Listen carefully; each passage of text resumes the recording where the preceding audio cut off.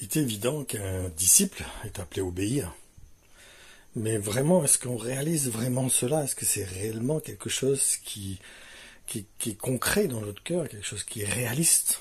De comprendre qu'un disciple, quelqu'un qui est devenu chrétien, quelqu'un qui s'est engagé avec Jésus-Christ par le baptême, est appelé à obéir. Ce n'est pas subsidiaire, c'est pas une option, c'est pas quelque chose de si peu. Ça va avec, c'est compris dans le lot. C'est comme quelqu'un qui s'engage dans l'armée, il s'engage à se livrer à un chef, à obéir à un capitaine ou un commandant ou un lieutenant. Il est là pour obéir à quelqu'un. Il ne fait pas ce qu'il veut. Il se soumet aux ordres qu'on lui donne.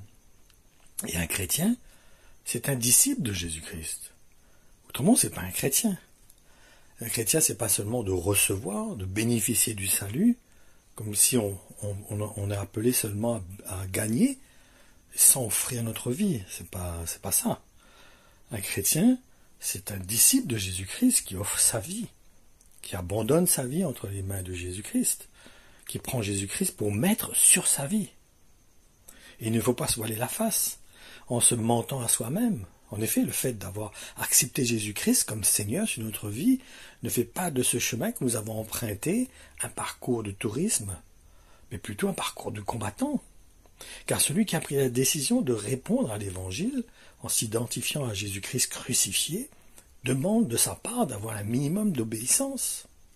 Et ce serait une grave erreur de notre part de penser que lorsque quelqu'un est passé par le baptême par immersion au nom de Jésus-Christ, cela lui permet d'acquérir le salut d'une manière définitive, comme si c'est gagné, comme si c'est quelque chose du moment qu'il a accompli cette démarche, ça y est, c'est résolu, tout est ok, tout est fini, tout est acté, tout est révolu, ça y est, il est sûr d'avoir le salut. C'est vraiment une erreur totale, capitale.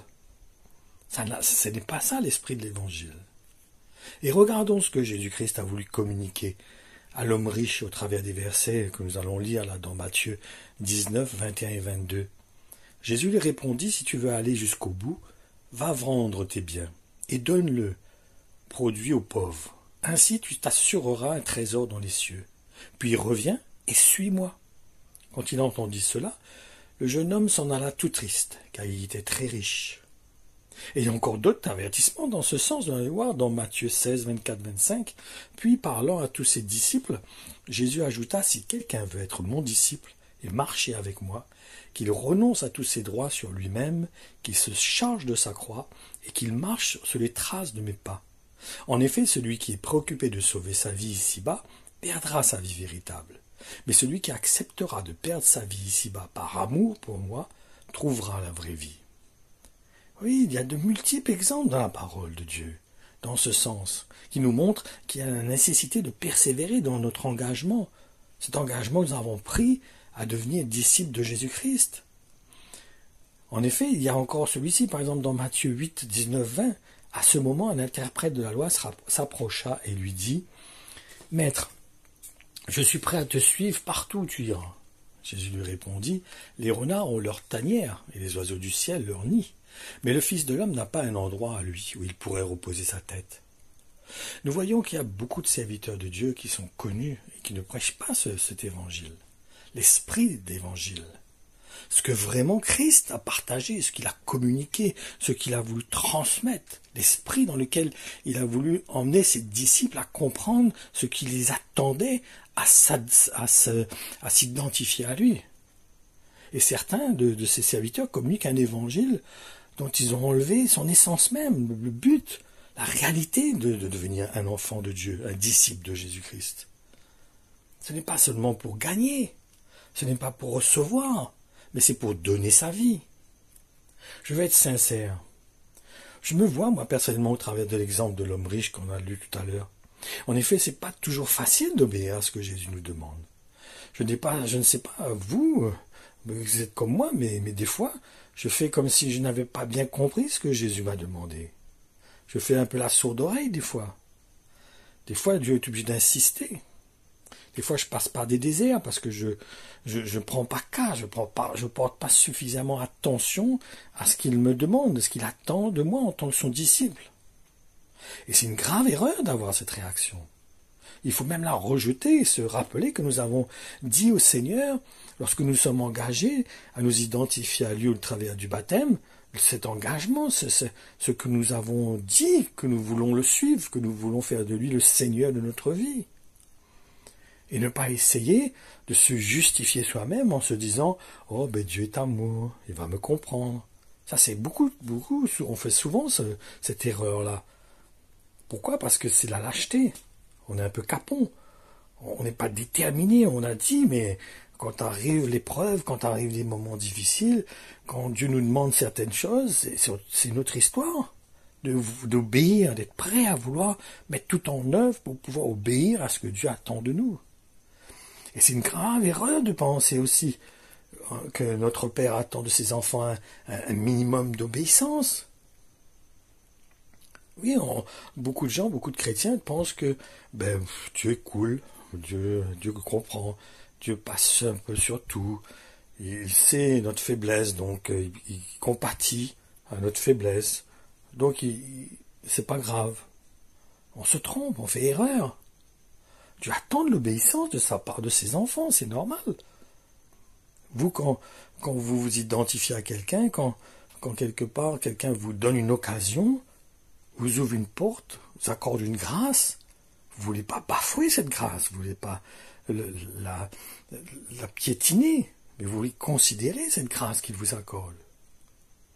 N'oublions pas que Dieu va vomir de sa bouche ceux qui sont tièdes. En effet, dans l'Apocalypse 3,16, il nous est dit « Mais puisque tu es tiède, c'est-à-dire ni froid ni bouillant, je vais te vomir de ma bouche. » Quand vous allez voir réellement le contexte de ce passage, en réalité, cette exhortation s'adresse aux chrétiens qui se satisfont d'être dans un certain confort, qui sont là, tout va bien, ça roule, Dieu me bénit, Dieu prend soin de moi, Dieu me guérit, Dieu m'accorde sa grâce, donc c'est cool, bon, j'en profite. Je profite de ses bénédictions, je profite de sa grâce.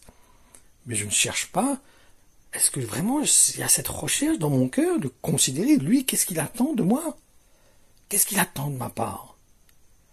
Qu'est-ce qu'il veut de moi? Et c'est évident qu'il sait très bien que nous sommes limités. Mais il veut voir la foi dans notre cœur, non de l'indifférence ou un certain laxisme. Et la foi, c'est quoi? C'est faire confiance en Jésus-Christ. Mais faire confiance dans quoi? De savoir qui est avec nous et qui va nous aider par le Saint-Esprit à accomplir sa volonté et non en essayant de trouver des chemins de traverse pour essayer de passer à côté, pour fuir ce que Dieu attend de notre part. Il ne faut pas se tromper. Luc 18,8 nous dit « Moi je vous dis que c'est par une intervention soudaine qu'il défendra leurs droits. Seulement, lorsque le Fils de l'homme reviendra, trouvera-t-il encore sur la terre des hommes qui ont confiance en lui? » Lorsque Jésus exprime cette parole, ce n'est pas pour recevoir des bénédictions, mais c'est pour accomplir la volonté de Dieu. Ne nous laissons pas séduire. N'oublions pas l'histoire de l'homme qui avait reçu un talent. Nous allons lire cela dans Matthieu 25, de 19 à 30. Le voyage dura longtemps. Enfin, le maître de ses serviteurs revint, et leur fit rendre compte de leur gérance. Celui qui avait reçu les 2 talents se présenta aussi et dit « Seigneur, tu m'avais remis 2 talents, j'en ai gagné 2 autres, les voici. » « Très bien, lui dit son maître, tu es un bon serviteur, on peut avoir confiance en toi, tu t'es montré fidèle dans une petite chose. C'est pourquoi je peux te confier une gestion plus importante. Viens partager la joie de ton maître. » Enfin, celui qui avait reçu un seul talent vint à son tour. « Seigneur, j'ai appris à te connaître comme un homme âpre au gain. Tu moissonnes là où tu n'as rien semé. Tu ramasses sur l'air où tu n'as rien répandu. Alors j'ai été pris de peur et je suis allé cacher ton argent dans la terre. Voilà, je te rends intégralement ce qui t'appartient. » Mais son maître répondit « Vaurien, fainéant, tu prétends savoir que je moissonne là où je n'ai rien semé et que je ramasse sur l'air où je n'ai rien répandu? Eh bien, tu aurais dû placer mon argent à la banque. Là, du moins, ils auraient rapporté quelque chose, de sorte qu'à mon retour, j'aurais récupéré le capital et les intérêts. Ôtez-lui donc le talent, et donnez-le à celui qui en a déjà 10. Car on donnera encore davantage à celui qui possède déjà, de sorte qu'il sera dans l'abondance. Mais celui qui n'a pas ce qu'il devrait avoir, on notera même ce qu'il a. Ça vous rappelle pas aussi un peu l'histoire que Dieu va vomir de sa bouche ceux qui sont tièdes? Et comme je vous disais, quand le contexte parle de personnes tièdes, de personnes qui sont satisfaits de leur petite vie, de leur petite routine, de petite vie peinard, de petite vie tranquille. Ils sont satisfaits de cette façon de vivre sans vraiment chercher la volonté de Dieu. Regardons aussi dans l'exhortation qui nous est donnée dans Matthieu 28. Allez dans le monde entier, faites des disciples parmi tous les peuples, baptisez-les au nom du Père, du Fils et du Saint-Esprit, et apprenez-leur à observer tout ce que je vous ai prescrit. Et apprenez-leur à observer tout ce que je vous ai prescrit. D'ailleurs, soyez-en persuadés, je suis moi-même avec vous chaque jour jusqu'à la fin du monde. Ce que nous voyons là, c'est que Jésus est avec nous chaque jour pour observer ce qu'il nous a prescrit. Il n'est pas là avec nous pour compatir un laxisme ou une légèreté ou un esprit superficiel, mais il est là avec nous pour que nous puissions observer ce qu'il nous a prescrit. Un disciple de Jésus-Christ va s'appliquer à mettre en œuvre les directives de son maître. Il ne va pas essayer d'excuser sa condition, son état de faiblesse. Il fera confiance dans les promesses de son Seigneur, parce qu'il est un avec lui. Il est devenu un avec lui, qu'une seule chair avec Jésus. Il n'est qu'un seul esprit avec Jésus. Donc il ne peut que ressentir le cœur de son Seigneur, de son Maître. Parce qu'il a cette assurance que c'est lui qui va produire en lui le vouloir et le faire. Comme Philippiens nous dit dans chapitre 2, versets 13 et 14, « Vous n'êtes pas seul. Dieu lui-même œuvre en vous. Sa bienveillance suscite en vous à la fois la volonté et l'action, afin que ces desseins pleins d'amour se réalisent. Faites tous sans murmure ni plainte. Ne soyez pas de perpétuels mécontents ou hésitants. Mettez-vous en garde contre un esprit de contestation et de doute. » La foi, c'est égal à obéissance. S'il n'y a pas obéissance, il n'y a pas de foi. C'est faux. C'est comme une matière. On ne peut pas dire que quelque chose existe si on ne démontre pas qu'il existe. C'est pour ça que Jacques dit que la foi sans les œuvres est morte. Parce que la foi n'est pas un langage seulement. La foi doit être accompagnée d'œuvres, de fruits, de manifestations. Et la foi, elle doit être accompagnée d'obéissance. Autrement, ce n'est pas la foi. Et on se séduit. Il faut remettre la pendule à l'heure, frères et sœurs, et arrêter de chercher des messages qui confortent notre état de laxisme, au lieu de nous amener à obéir.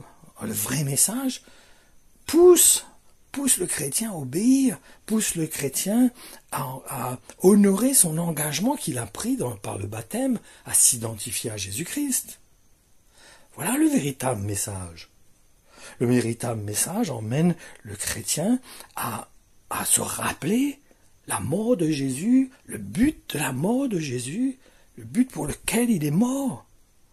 Et que ça l'emmène à s'offrir à Jésus-Christ. Ça l'emmène à rechercher, à ressembler à Jésus-Christ. Ça le pousse dans une course. Ça le pousse dans une direction. Ça ne l'emmène pas à seulement se satisfaire d'avoir le salut. Il met en œuvre ce salut. Car on entend trop un évangile qui excuse tout et qui pardonne tout. En réalité, cela nous emmène juste à rester dans notre condition. Est-ce que c'est ça le chrétien? À rester dans sa condition? Est-ce que c'est ça que Dieu m'a appelé, à rester dans la condition dans laquelle je suis? Alors que la motivation du chrétien devrait consister à revêtir Jésus-Christ, à se dépouiller, enlever son vieux vêtement pour mettre le vêtement de Jésus-Christ. Et un chrétien doit faire des choix qui consistent à renoncer à lui-même afin de ressembler à son maître. Et arrêtons de nous dire que nous ne sommes pas Jésus. Si c'est notre façon de voir, comme certains j'entends, oui mais c'est Jésus qui peut faire cela. Moi je ne suis pas capable. Mais c'est pour cela qu'il est mort. C'est pour ça qu'il a envoyé son esprit en toi. C'est pour que tu te rendes capable, pour t'emmener à avoir les capacités d'accomplir sa volonté. Il n'a pas envoyé le Saint-Esprit en toi pour faire joli, pour faire une dentelle, pour faire un ornement. Il a envoyé l'Esprit de Dieu en toi pour que tu puisses accomplir. Jésus dit, vous accomplirez des œuvres plus grandes. Parce que je monte vers le Père, et je vous enverrai le Saint-Esprit, le Consolateur. Donc ce Saint-Esprit est envoyé en nous pour nous permettre d'accomplir la volonté de Dieu. Et si je ne suis pas dans cet état d'esprit, c'est que j'entends pas l'évangile, le bon évangile. J'entends un évangile de pacotille, un évangile à 4 sous, un évangile pour faire plaisir à la chair. Mais pas un évangile qui m'emmène à me challenger, à me motiver, à m'encourager, à donner ma vie à Jésus-Christ, à devenir un réel disciple de Jésus-Christ. Ma conclusion.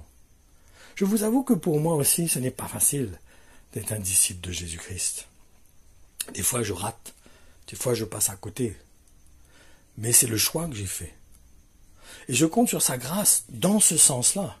Non pour m'excuser, pour pardonner mon laxisme ou mes manquements ou mes ratés. Mais cette grâce est là surtout pour m'emmener à marcher dans la volonté de Dieu, à accomplir la volonté de Dieu.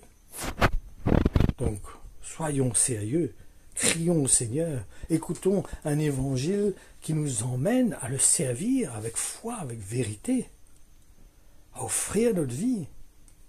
Mais non pas un évangile pour gagner, mais un évangile pour perdre notre vie. Voilà le véritable évangile.